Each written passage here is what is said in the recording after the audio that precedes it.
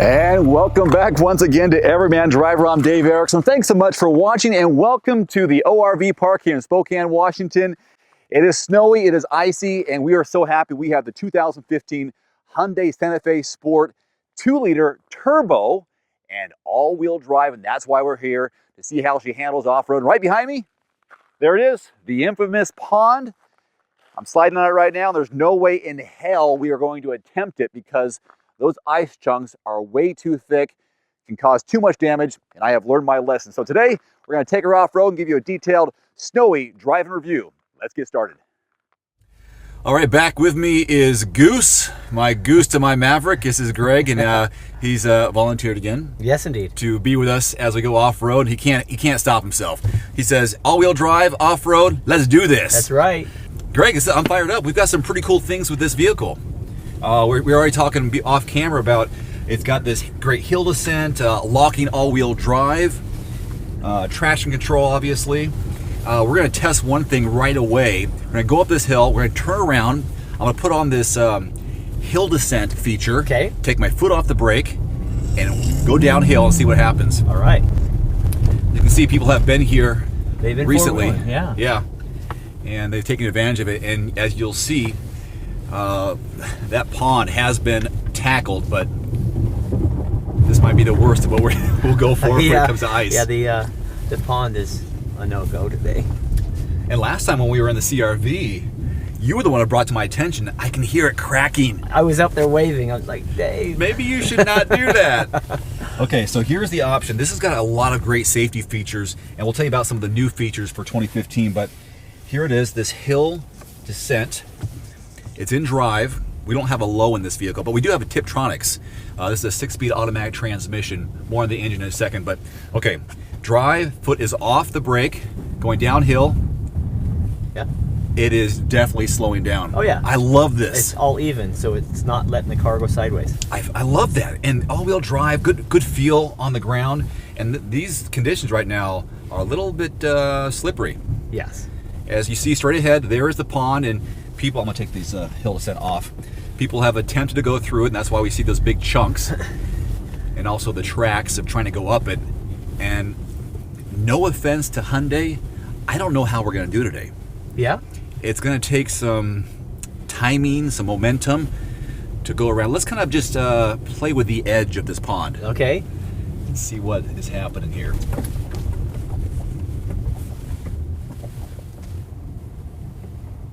Here, roll your window down. Let's see if we can hear anything. Oh yeah. Oh. I want to get so close to it. Yeah, you can hear it.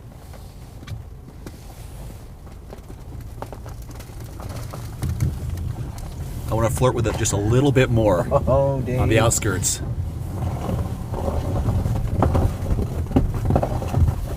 Those are some big ass chunks. That is thick ice.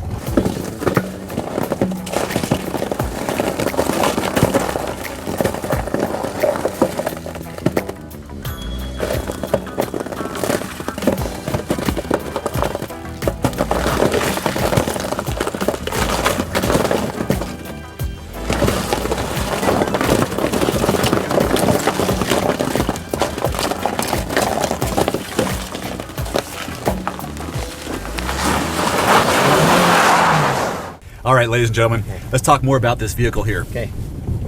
So we have the turbo. It comes in 2 trim levels. I got a base and the turbo. Talk about the horsepower and torque on this baby. 265 horsepower, torque 269.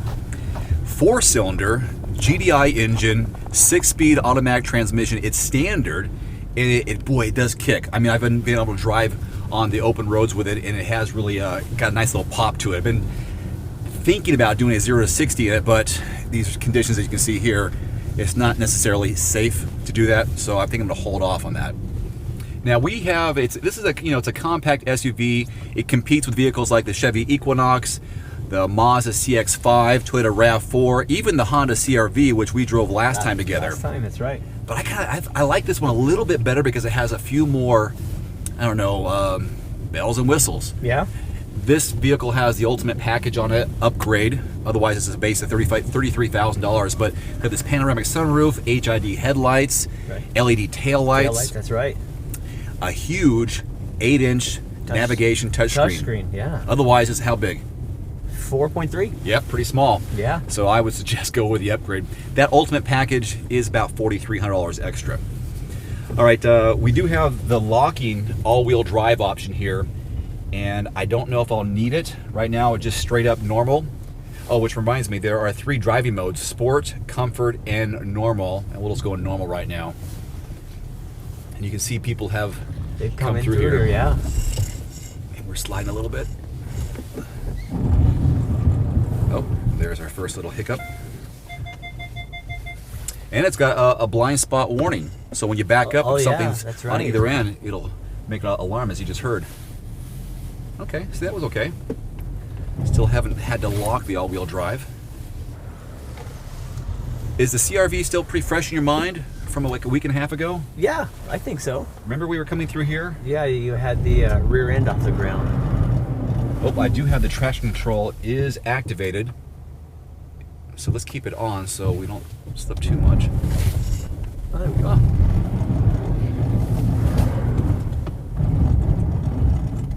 Hope you can see that. We're spinning a little bit, right? Yeah, it is spinning some. Not going too fast, but I probably should get the momentum going. Hey, there it goes. Nice job. There you go. Let's see if we can avoid this train tile. Oh, I don't know if I can. Tell you what, just for experimenting, we'll lock the all-wheel drive. Go over that tile. Now, when we lock it, Greg, what's it supposed to be doing? It locks all 4 wheels, so you don't get that individual tire spin. Mm-hmm. And as you can tell, it's definitely made a difference locking that out. Yeah, it's kicking in. Yeah. All right. Left or straight? Or right? Oh man. I don't know if I can go straight. I wouldn't go straight. Left it is. Let's try left, but knowing that we can go right. Traction control kicking in just a little bit. Looks like we're gonna slide backwards somewhat. It does have that steep hill descent for lock mode. But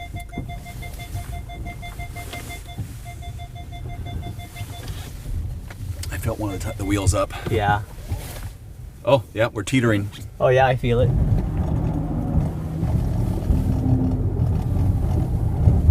There we go. Yeah. And now it slows down just a little bit as all the wheels engage. Good stuff. Yeah, that was good.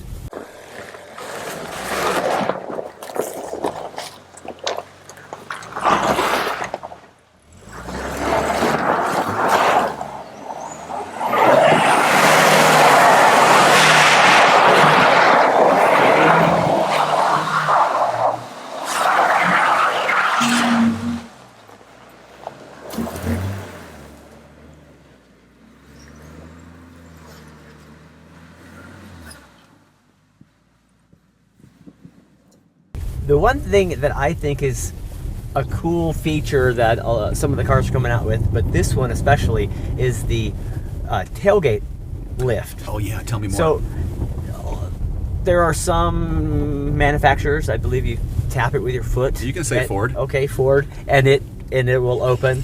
Well, this one, if you come within 3 feet of the vehicle and stand there for 3 seconds with the key in your pocket, it will open the tailgate by itself. I like that. And another thing actually is I think a very good feature is it has an adjustable height on how high the lift will go. So if you say you had a low garage door and you don't want the thing to open all the way up, obviously into the garage door, you can actually set the height of how far up it will go. I like that. Yes. And you have a Honda Pilot. A Honda Pilot, and that version doesn't have that. And there's been times where I thought I was going to hit the garage door with mine, but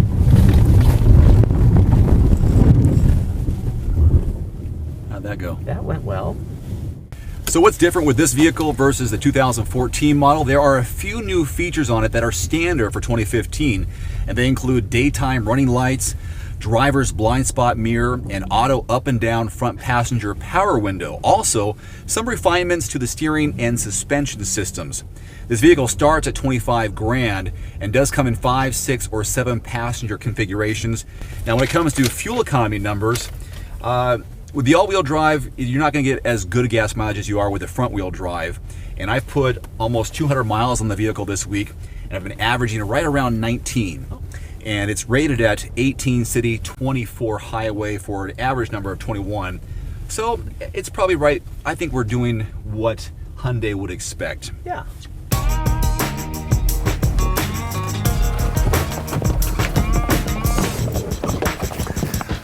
Well, that was a good test, and I hope you're not too disappointed that I didn't go through the icy pond. I didn't think it was worth it. The chunks are too big, but I think for what this vehicle has to offer, very impressive. I think that all-wheel drive lock option, the hill descent, makes a big difference and a great selling point for this vehicle. And the off-road capability, I think the results speak for themselves. This vehicle, as tested, 33 base, and we had the extras on it, so about just over $38,000 for the MSRP. It is worth a look and definitely a test drive on road and off. Thanks again for watching. We'll see you next time.